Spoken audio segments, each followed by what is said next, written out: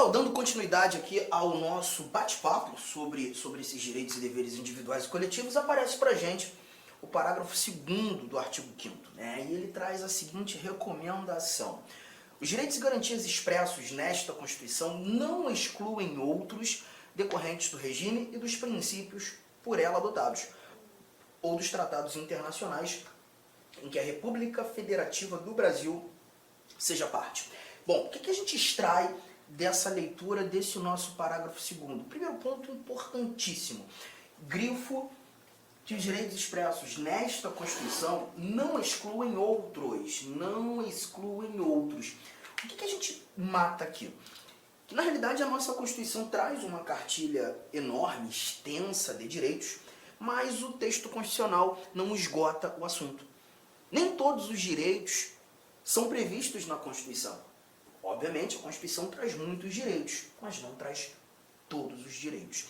Essa é a recomendação principal que a gente tira daqui. E nessa linha de raciocínio, concluímos que essa lista de direitos apresentada na nossa Constituição é uma lista exemplificativa. Não devemos entender a lista como uma lista taxativa ou, em algumas provas, assim examinadores apontam, uma lista exaustiva, ou até mesmo quando num perfil, né, mais criterioso, questões num campo, uma complexidade maior, uma lista de números clausos. Não, nada disso. Não é taxativa, não é exaustiva, não é uma lista de números clausos. Anotei. A nossa lista de direitos é uma lista exemplificativa. Lista exemplificativa de direitos. Tá?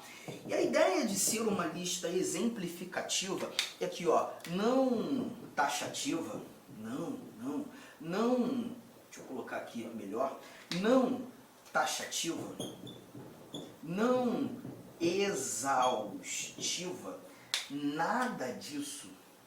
É justamente entender que outros direitos podem ser agregados a estes apresentados na Constituição. Interessante que na leitura, na complementação da leitura, o Constituinte diz que os direitos e garantias expressos nesta Constituição, eles não excluem outros decorrentes do regime e dos princípios por ela adotados. Obviamente, o Constituinte, quando desenhou a nossa Constituição, quando formulou essa literatura constitucional, o Constituinte apresenta para a gente, né, um regime democrático, garantidor de liberdades, e a gente falou muito sobre democracia, né, a nossa democracia participativa, a nossa democracia representativa, quando estudando os princípios fundamentais dessa linha de raciocínio, novos direitos podem ser agregados à Constituição, oriundos muitas vezes de emendas constitucionais. Todavia, quando da pretensão do Constituinte derivado reformador, aquele que altera a Constituição por meio de emendas constitucionais, há de se respeitar os princípios previamente adotados pelo Constituinte originário. Há de se respeitar o nosso regime democrático. Então a ideia é, novos direitos podem chegar por meio de emendas constitucionais. Um bom exemplo está aqui, ó. Se eu voltar aqui o nosso slide, eu tenho um inciso 79. E nesse inciso 79, nós temos, e é assegurado nos termos da lei, o direito à proteção dos dados pessoais, inclusive nos meios digitais. Esse inciso 79 não é uma redação original da Constituição de 88, assim como o 78. Né? A todos, no âmbito judicial e administrativo, são assegurados a razoável duração do processo e os meios que garantam a celeridade de sua tramitação. Então a gente verifica nessa linha aqui, essas informações, que a proteção de dados, direito fundamental, e a razoável duração dos processos, sejam eles processos judiciais, sejam eles processos administrativos, foram orientações inseridas por meio de emendas constitucionais.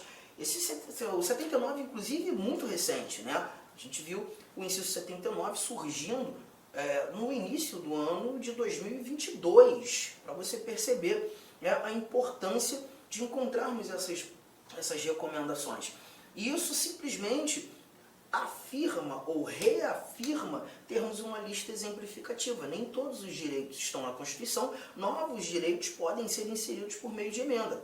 De novo, mas importante levarmos em consideração os princípios, os preceitos, o regime adotados pelo Constituinte originário. Mas para mim essa parte nem é a mais importante. Sim, essa interpretação é importante, mas não é a mais importante que a gente consegue matar, tendo como parâmetro o parágrafo 2º. Para mim esse ou em diante aqui é algo muito importante, quando a gente verifica que novos direitos podem também ser agregados por meio de tratados internacionais em que a República Federativa do Brasil seja parte.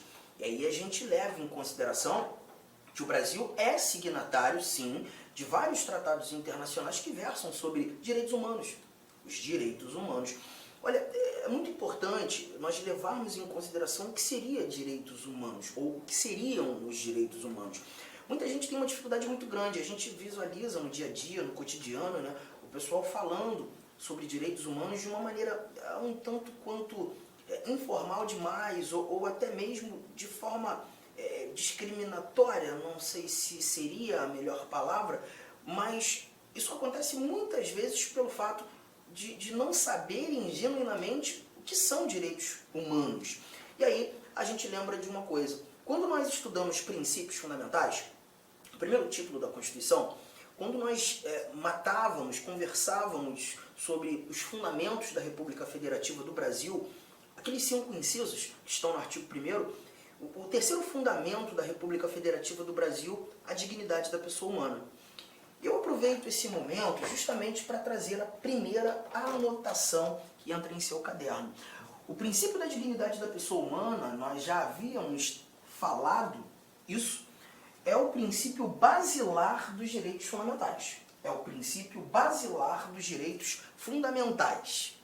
E quando nós falamos desses direitos fundamentais,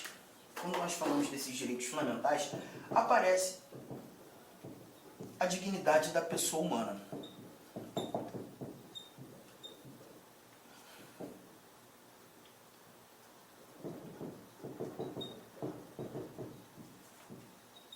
Bom, vamos lá, vamos entender isso aqui. Tá?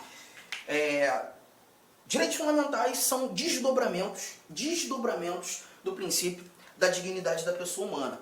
Só que eu também preciso te mostrar, te dizer que os direitos humanos também se apresentam como desdobramentos do mesmo princípio da dignidade da pessoa humana. Então preste bastante atenção. Vou ter que trazer um exemplo, né, de um ato internacional muito importante nessa conjugação. Por exemplo, quando nós falamos... Oi, alô? Ah, então beleza. Tá, show de bola. Obrigado, irmão. Valeu.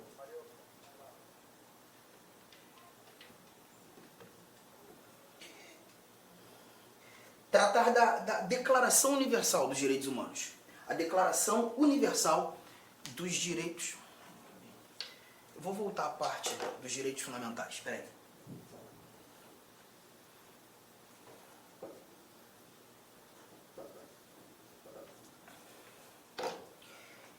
E tendo como parâmetro os direitos fundamentais, fazendo esse link, a dignidade da pessoa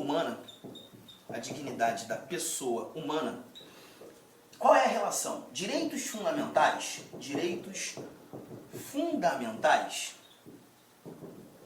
são desdobramentos desse princípio. Tudo bem? Até aqui? Só que eu também preciso te dizer que os direitos humanos também se apresentam como desdobramentos desse mesmo princípio. Eu vou ter que trazer um exemplo de um ato internacional muito importante no nosso cotidiano, né, que é a chamada Declaração Universal dos Direitos Humanos. Essa Declaração Universal dos Direitos Humanos foi o primeiro ato internacional sobre essa ramificação de direitos humanos, um ato que buscou efetivamente internacionalizar direitos humanos. Esse ato nasce 3 anos após a criação da ONU, pela Assembleia Geral das Nações Unidas, precisamente no dia 10 de dezembro de 1948, em Paris. E ali a gente encontra 30 artigos nessa Declaração Universal dos Direitos Humanos. 30 artigos. Bom, vamos lá, vamos entender isso aqui. Dentre os artigos nós temos liberdade de locomoção, nós temos liberdade de credo religioso, vedação à tortura, falamos sobre remédios constitucionais, temos informações sobre direito de propriedade, sobre direito de nacionalidade, fala sobre educação, fala sobre direitos políticos. Então você percebe que na conjuntura da Declaração Universal dos Direitos Humanos, os exemplos que eu citei aqui são exemplos que também encontramos na Constituição, na nossa Constituição de 1988. Aí alguém poderia dizer, então você está querendo me dizer que a Declaração Universal dos Direitos Humanos teve como parâmetro os direitos fundamentais apresentados na nossa Constituição? Não, o contrário. Os direitos fundamentais traduzidos no nosso texto constitucional, que na realidade tiveram como parâmetro a Declaração Universal dos Direitos Humanos e alguns outros tratados internacionais que versam sobre a matéria. Perceba, tratam do mesmo conteúdo, ambos desdobramentos do mesmo princípio, o princípio da dignidade da pessoa humana. Então não há diferença? Há diferença, mas a diferença não está no conteúdo, na matéria. A diferença, ela está na aplicabilidade, porque quando tratando dos direitos fundamentais, nós verificamos aplicabilidade nacional. Aplicabilidade nacional. Os direitos fundamentais são apresentados em constituições e terão aplicabilidade no território daquele determinado Estado soberano. Os direitos humanos, por sua vez, já apresentam para a gente aplicabilidade universal. Então a gente está verificando aqui facilmente que nós temos na realidade desdobramentos do mesmo princípio, mas com aplicabilidades distintas.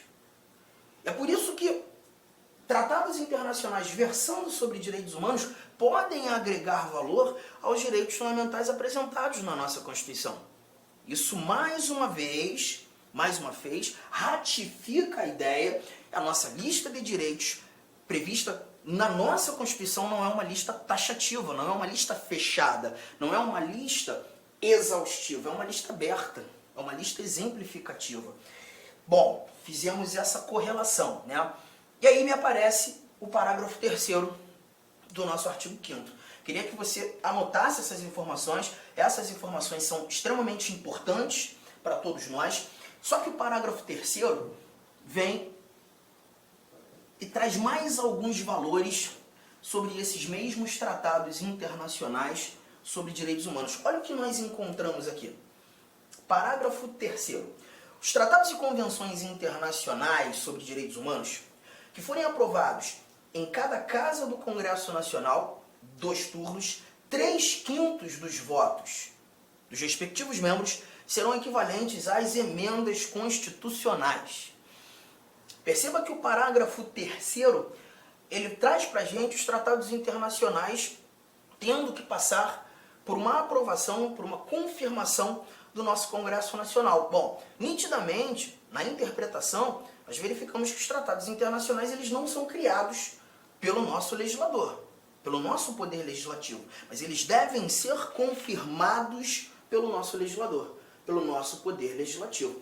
Aí eu te lembro um detalhe, não faz parte desse conteúdo nesse momento, mas quando nós estudamos as competências do Presidente da República, artigo 84, inciso 8º, nós encontramos que compete privativamente ao Presidente da República celebrar tratados e convenções internacionais, presidente agindo como chefe de Estado, representando a soberania da República Federativa do Brasil, sujeitos a referendo do Congresso Nacional. E aí a gente vem mais uma vez para o quadro para fazer mais uma anotação. Essa anotação aqui, ó, as equiparações dos tratados internacionais. Cuidado com esse bate-papo, isso aqui é extremamente relevante para a gente. Começa assim, ó. Em regra geral, os tratados internacionais, eles são equiparados às leis ordinárias federais. Eles são celebrados pelo Presidente da República e sujeitos ao crivo do nosso Congresso Nacional. E quando falo crivo do Congresso Nacional, esse tratado internacional que tem força de lei, uma norma infraconstitucional, ato normativo que está abaixo da Constituição, devem passar pelas duas casas do Congresso Nacional, Câmara dos Deputados, Senado Federal, as duas casas do Congresso, a exigência de um único turno de aprovação e a maioria mais fácil que tem, a maioria simples, que é aquela maioria que a gente costuma dizer metade mais um daqueles que estão presentes naquela determinada sessão de deliberação, aquela determinada sessão de votação, tá? É muito engraçado, eu tinha estudado isso de uma Olá, outra meus forma. amigos, minhas amigas. Inicialmente eu peço licença a vocês, mas esse vídeo é um vídeo demonstrativo do nosso site Lá Concursos, com a intenção das pessoas, nossos futuros alunos, conhecerem a nossa metodologia e conhecerem, claro, a qualidade do nosso curso. Você quer fazer esse nosso curso completo, atualizado, ponto a ponto, curso bastante enxuto, um curso que eu tenho certeza absoluta, se você estudar pelo nosso material, no nosso material irá constar 100% de sua prova.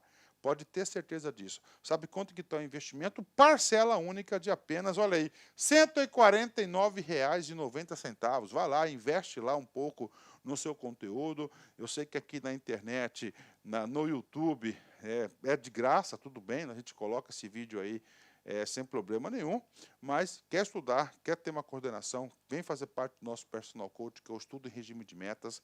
Aqui não são todas as aulas, não, lá tem outras aulas, aulas importantíssimas. Tudo bem? Então venha estudar com a gente, tem um link de matrícula aqui, qualquer coisa você pode entrar em contato com a nossa central de atendimento. Espero vocês aqui na Lá Concurso. Forte abraço, fique com Deus, tchau, tchau.